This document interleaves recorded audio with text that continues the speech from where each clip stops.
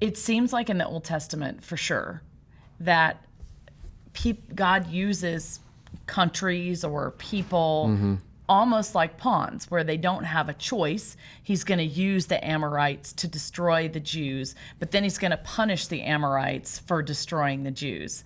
So is that true? Does God use us or nations as pawns? It's an example of a much, much bigger philosophical and theological debate, which is God's sovereignty versus human free will. Is God completely in control? Because if he is, then our sense of control is really an illusion. We don't have free will. We're just pawns on this chessboard that he's controlling.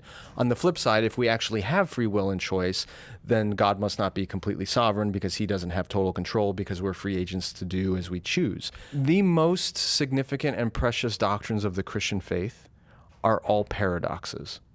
So, for example, the Trinity. Is God three or is he one? Scripture reveals that he's both. Is Jesus fully God or is he fully man?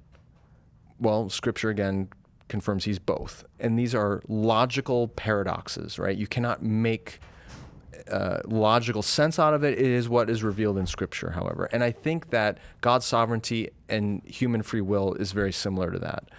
I don't know how it works. It's a mystery beyond my mind's ability to comprehend. What I can say is Scripture affirms both.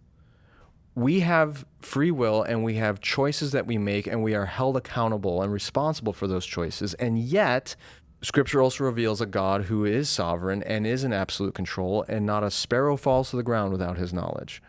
How those things reconcile, I don't know. But to deny one or the other would to somehow depart from what's revealed in Scripture. So you have to hold them together in tension, just like the other most cherished doctrines of our faith.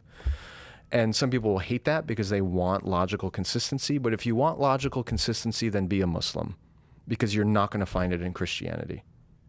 Mic drop.